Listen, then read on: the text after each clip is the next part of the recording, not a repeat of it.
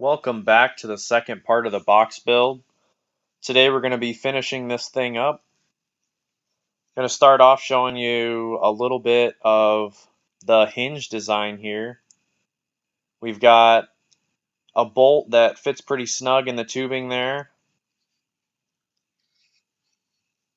And I think this bolt was about 3.5 inches long or so. I want the nut to be flush on the end. And then the tubing that we have is going to be welded to the centerpiece there on the top of the box. And then two shorter pieces are going to get welded to that bottom section on each side. And that's how our hinge is going to function. So I started off marking some lines here about 3 inches in from the edge of the box. That way we don't run into anything else. We got plenty of room to get the bolts through. We're going to go ahead and line the hinges up. Now I'm using a number 2 pencil, not a carpenter's pencil, because a carpenter's pencil won't fit down inside and give me a good accurate mark. So that's something to keep in mind whenever you're marking holes like that. You can either use a regular drill bit or a spade bit. We're going to go ahead and use the spade bit. It makes it a little bit easier because it's got that self-feeder on the front. So once I get it lined up exactly in the center of the hole that I just marked, it'll grab exactly where I want it to, and it'll just feed itself right in there, and I don't have to worry about it walking sideways and getting off my mark. I want these holes to be really accurate. That way I don't have a whole lot of work to do whenever I go to put the hinges on, and there's not a lot of finagling to get it lined up, get the lid of the box lined up.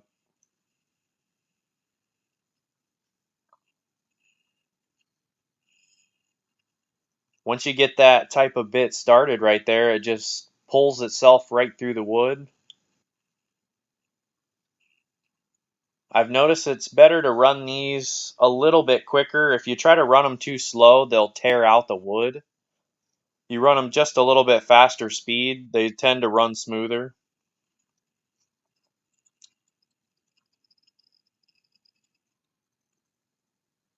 Now we're using a 5/16 hardware. So I drilled a 3/8 inch hole, that way it was just a little bit bigger. Because it's not gonna be perfect. No matter how good you mark it, no matter how good you drill it.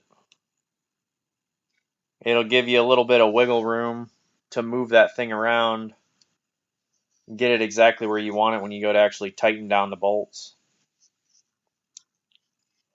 Now I've marked halfway in between at 5.5 inches because the inside of our box is 11 inches wide. And then we're going to go down just about 1.5 inches, maybe 2 inches. And we're going to use this bigger spade bit, this big 1-inch bit. And we're going to set the washers and the heads of these bolts down in the wood. That way they sit flush. Because this box is designed to be a little bit bigger than my laptop. And if I leave the heads of the bolts sticking out, they're going to scrape my knuckles all up every time I go to put my computer in there and take it out. So by doing this, we can set the head of that bolt down inside the wood, and then I don't have to worry about catching anything on it whenever I go to put stuff in the box and take stuff out. One thing to keep in mind is you have to drill the bigger hole first. You can't drill the smaller hole and then come back because you won't have any center to go off of. So you always, if you're going to do something like that, you always have to drill the larger hole first and then come back and drill your hole that goes all the way through the wood or metal or whatever you're doing. We're just going to go ahead and mock up these hinges right now. I'm not going to put the nuts on or anything. I'm just going to stick the bolts in there for now just to get an idea of where everything's going to go.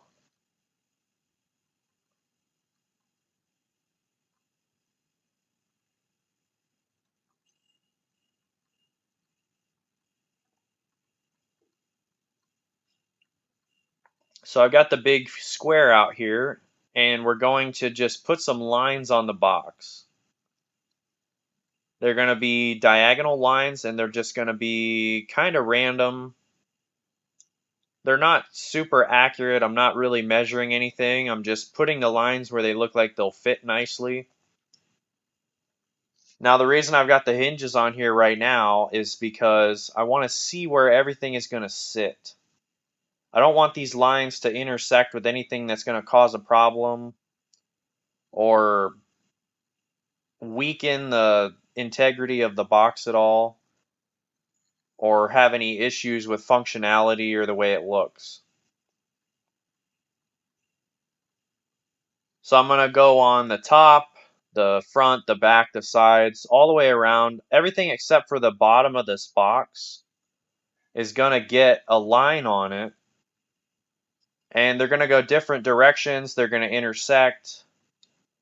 And the goal here is to have each line look like it's wrapping around the box. So as you can see, I'm connecting the edges from the top going down onto the sides, and also from the front and back to the sides. So once we go ahead and cut this, it'll make it look like all these lines are just kind of continuously wrapping itself around the box.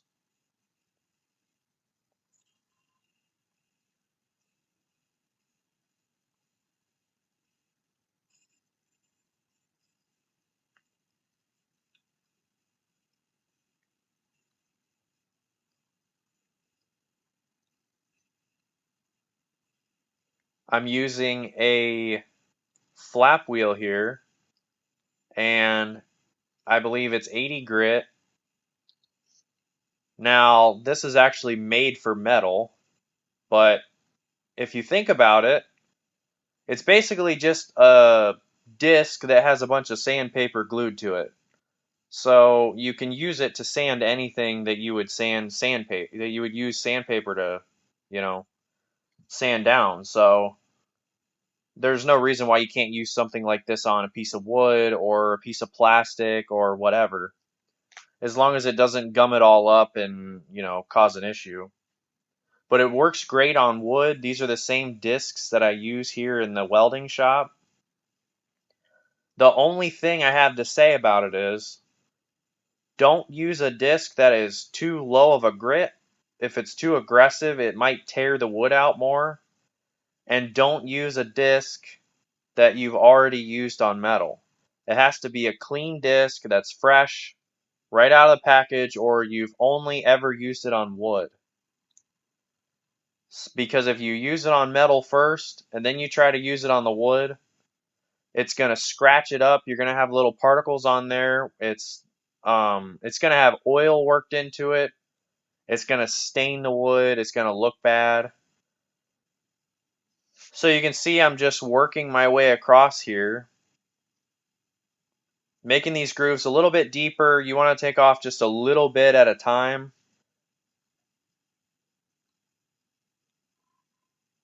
Some of the spots where you hit knots and stuff will be a little bit tougher. It seems to come off slower because the wood's harder right there. But I try to keep a continuous motion, nice and smooth.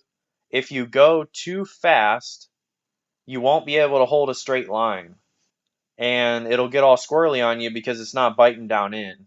But if you go too slow, you're actually going to burn the wood because this grinder runs at 11,000 RPM. So you don't want to go too slow and hold it in one spot because it'll burn the wood. And if you go too fast, it'll run away and it'll run all over the place on you. It won't stay straight. So I'm trying to keep a nice smooth pace. Keep it even on both sides. Give it a little bit of an angle so that it creates kind of like a groove. And we're just going to go around the box and follow all the lines.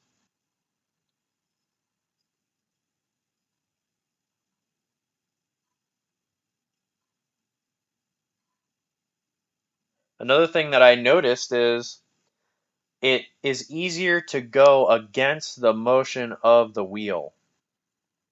And what I mean by that is, if you think about how a tire spins on a surface, if you're moving forward, the tire's moving with you, obviously. But if you were to do like a burnout or something and somebody pulled you the opposite way, that's the way you want to run the flap wheel. So you want to go against the motion of the wheel itself. And it seems to be that it gives you a lot smoother of a cut, and it doesn't want to run away as easily.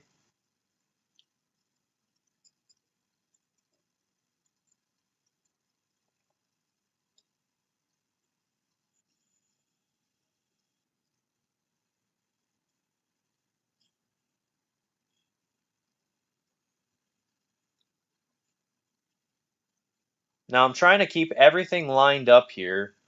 That way when I go to transfer these lines onto the top of the box, it looks like it's just a seamless cut.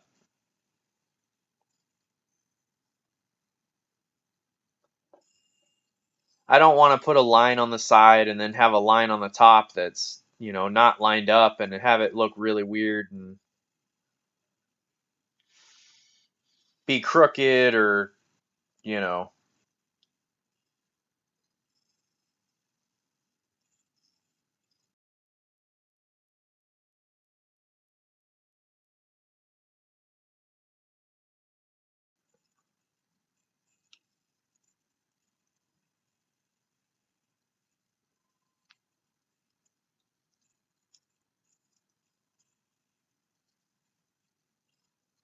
So as you can see here, I'm just moving this line right up onto the side of the lid, making it look like it's seamless, kind of feathering it in there. That way it looks like it's all one straight solid cut.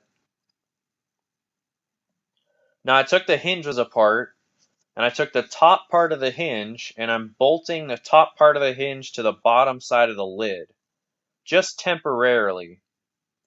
And the reason for that is, it gets the hinges out of my way, but it keeps the box perfectly lined up where I want it, and I can tighten it down. And then as you see here, I can follow my line all the way across the lid, and I don't have to worry about it moving. So I can make one straight continuous cut like it was one solid piece of wood without having it move all over the place.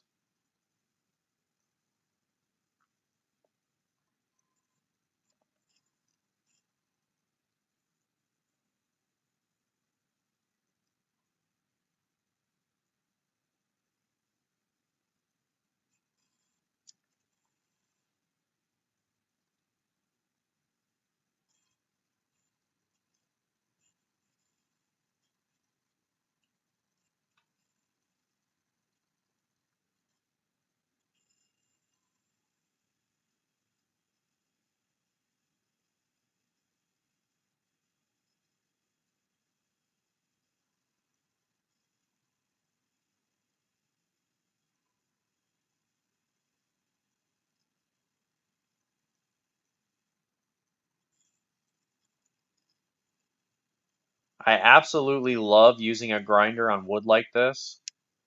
It gives you a really cool, unique finish, and it always comes out really nice if you know what you're doing and you have steady hands. And I just think it's just different. It looks really, really cool.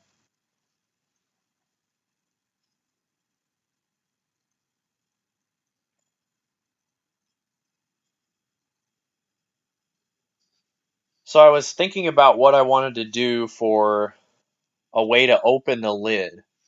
And what I came up with was to bevel the underside of the lid and then go ahead and bevel the top side of the box on the front and the sides only. And what that's going to do is it's going to give me a place to put my fingers when I go to lift up the lid. So you'll have a little groove almost right on the underside of the lid where you can grab it anywhere you want. You don't have to have like a hand pocket or anything, or like a handle or anything like that. You can just grab it anywhere on the side or on the front, and you can just pick it up real easily without any issue. And I think it's going to look really good too. I mean, it came out really nice. An easier way to do this would be if you had like a router. I don't have a router, and I was using the grinder already anyways. So that was the easiest way that I could think of to do it. I've got pretty steady hands with an angle grinder, so I can run it across there fairly smooth. Obviously, it's not going to be as perfect as what a router would cut, but either way, you're going to have to do some hand sanding to kind of soften the finish. I like the nice soft finish the grinder gives it, and I think it looks nice. I was trying to be as steady as possible as I was running this across the edge here. Now for the carry handle, I found this old piece of wood. It's a handle that came off of a tool or something. It's been sitting around forever. And what we're going to do is we're just going to cut a section of this off and then take the grinder here, same setup, and we're going to take the outside of this off. It's really smooth right now, and I don't want it to be smooth. I want it to have a little bit of roughness to it, so we're just going to give it a little bit of a texture. We're going to get all the crap off the outside. I don't know what was on it, if it was a finish, some kind of stain. It didn't look very good, so we're going to get all that garbage off of there. Give it some texture so it's not a slippery handle. I'm going to go ahead and clean up the ends, and then I'm just going to bevel the ends so they're nice and smooth. Easy way to do that with something round is just to roll it along the table.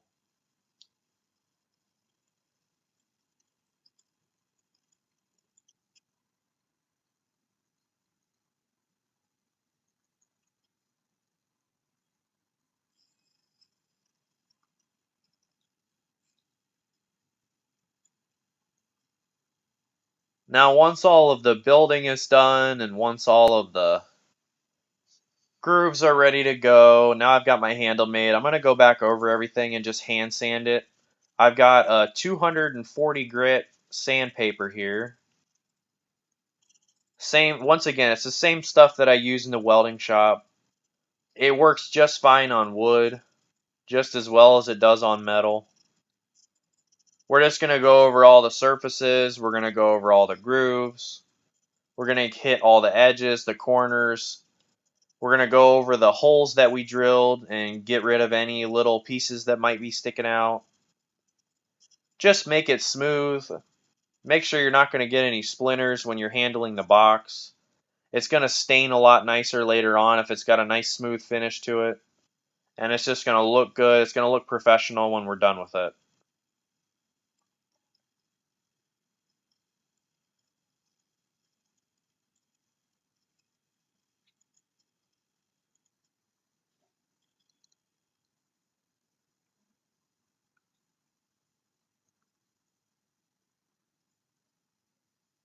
Now I just noticed that there's a timestamp up in the corner.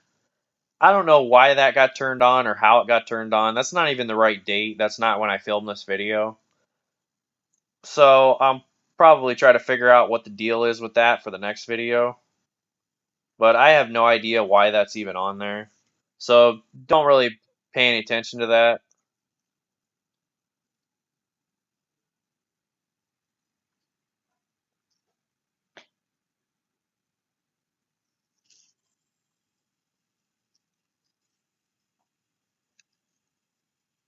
So the way this handle works is we're going to drill some holes in the ends, and then we're going to run a lag through those pieces we made in the first video, and it's just going to go straight into the handle of the wood, and it's going to have some washers on it, and we're just going to clamp it down tight from both sides, and that should be strong enough to carry the box and all the stuff that's going to be in there.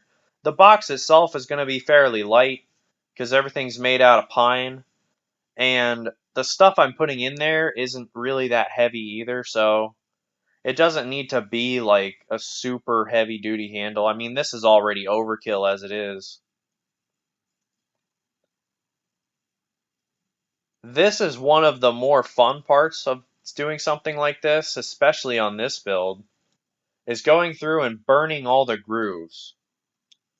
So I've just got a little handheld torch here. I didn't get out the big oxyacetylene torch for this. I don't want a ton of heat.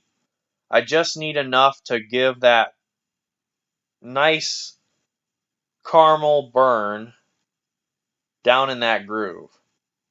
And because it's a groove, it's going to capture that heat more than if you were just burning the surface of the metal. Or not the metal, the wood, duh. If this wood didn't have grooves on it, I would probably get the oxy torch out and use the rosebud. That's how I normally do my wood burning. But because these are grooves, they burn a lot faster because they trap that heat in there. And the other thing is,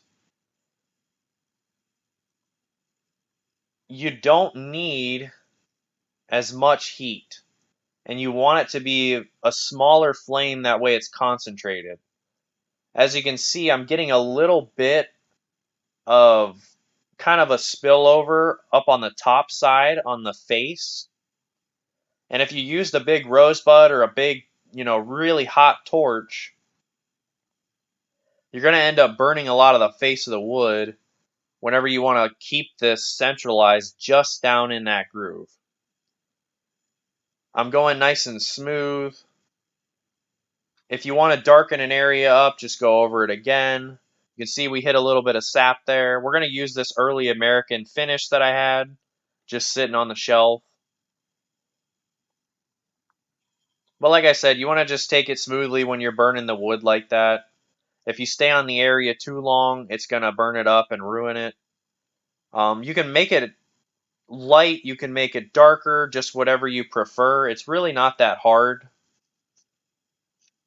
Now with the stain here, the idea of this is to get the grooves to be nice and dark, and then the face of the box is going to have a nice light caramel color to it.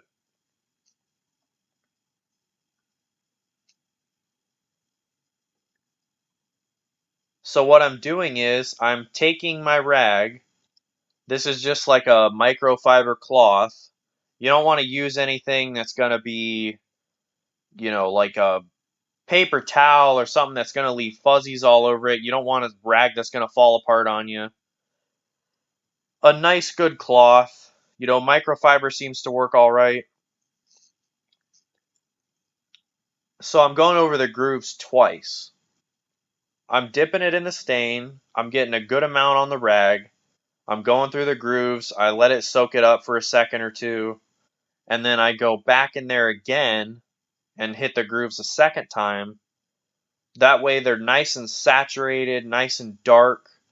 Because you just burned this wood, that specific area is going to be a little bit drier than the rest of it.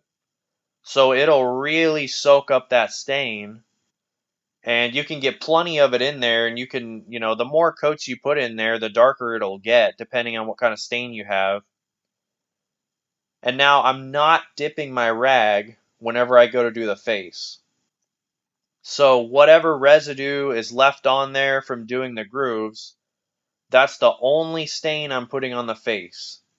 So it's just a tiny little bit, because I want the grooves to pop, and I want there to be a lot of contrast. It gives it a really cool look.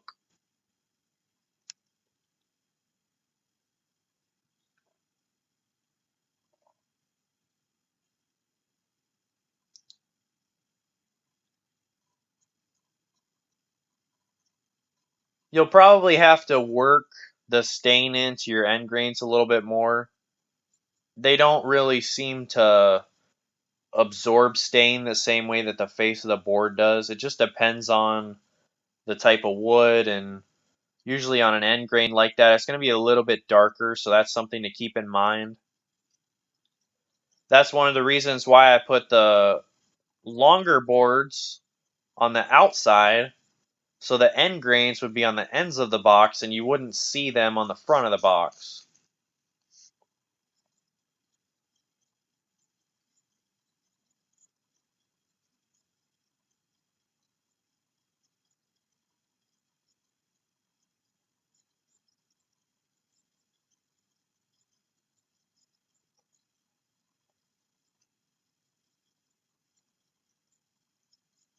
Same thing here on the lid. I'm just trying to keep it nice and light, nice even color all the way around.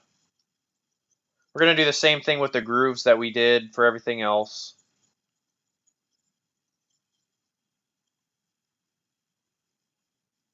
Now you can get a little bit better view here on these lid pieces of how I'm working this stain into the grooves.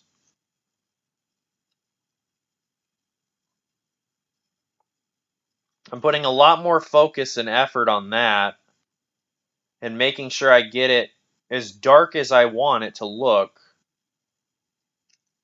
And then, like I said, I'm just using whatever residue is left over for the face of the box. I'm really saturating those grooves.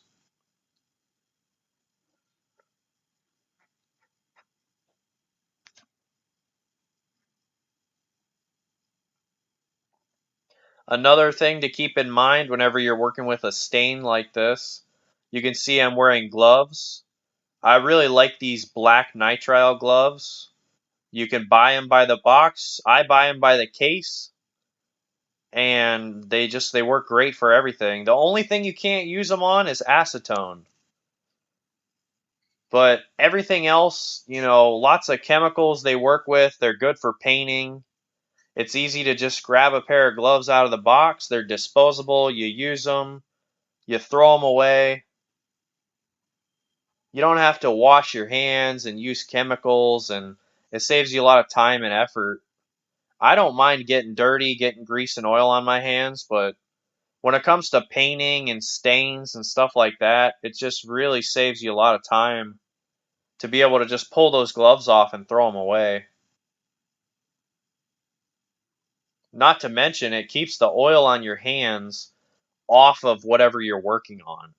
So that's a big plus, especially when you're painting steel. Now with the handle here, we're going to go ahead and just give it its own stain. I'm making it a little bit darker. I'm not going with the same idea that I used on the face of the box because this is a hardwood. This is a completely different type of wood than what the box is actually made out of. So it's going to soak up the stain differently. It's got a different grain pattern to it. And we're going to make it a little bit darker here. Kind of a mahogany color almost. So that it stands out a little bit. And I think it looks really good in the end with the contrast between the handle and the stainless steel. So now it's time for the fun part, which is putting everything back together now that it's all stained and dried.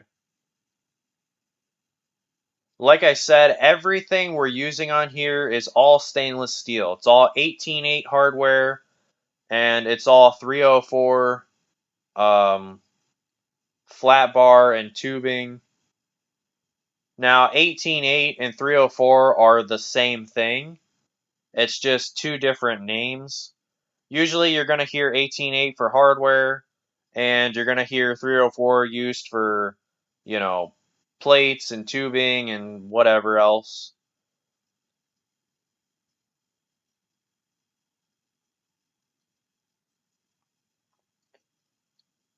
I've got a washer on top, and I've got a washer on the bottom. Pretty much all of the nuts I like to use are always lock nuts. I always get the nylon lock nut inserts. Those seem to be the best. I really don't like lock washers. Not only is it an extra piece that you have to buy, it's an extra piece you have to deal with, and they don't work near as well. I think the nylon lock nuts work 10 times better than lock washers, and you can tighten them down tighter without having the issue of like ruining the lock washer. and defeating the whole purpose of even having it in the first place. So pretty much everything I always like to buy is lock nuts. It just saves a lot of headache and hassle.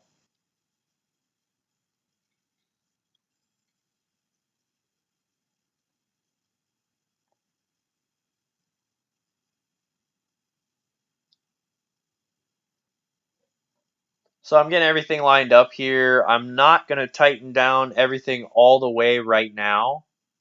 We're going to wait and do that until after we get everything lined up.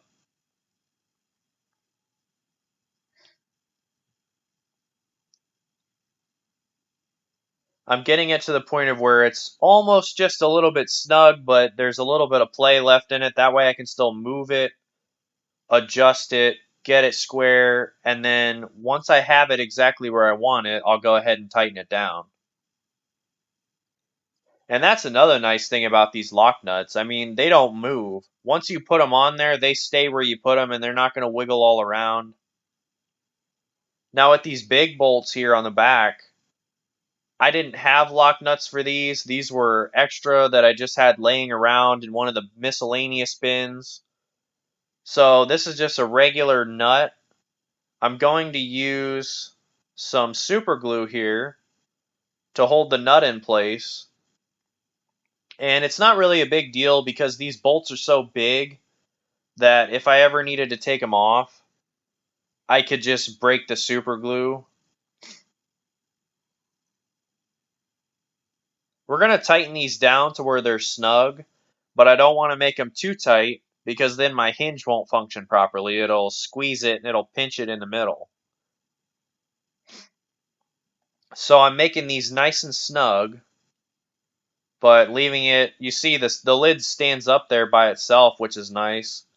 It's just snug enough that it holds it, but it's not going to be loose and wobbly and flop all over the place. It's a nice tight hinge setup. And you can adjust the tension based on that nut right there whenever you go to put it together. So now we're moving on to the carry handle portion. I've got the bolt going through with washer on the inside where it's inset. And then I've got a big fender washer here on the outside. That way I can tighten it down really tight and not dig into the wood too much. Because I'm putting a lock nut on there first and tightening it down really good. That way it stays and it doesn't move. And then I'm putting a washer on, and then the arm, and then another washer, and then a lock nut on the outside.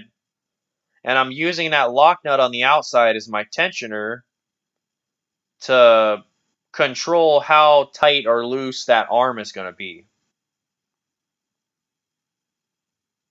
And it'll space it away from the box a little bit. That way it doesn't rub on the sides, and you have a nice smooth swivel handle so it doesn't catch on anything. Gives me a lot of clearance. Now for the top here, like I said before, we're just going to put some washers on here to make it lined up. And then we're just going to run these lags in and make them tight enough that it'll keep this handle stiff, but it won't break the wood. I don't want to crack the wood. I don't want to split it out. I don't want to strip out the hole that I drilled.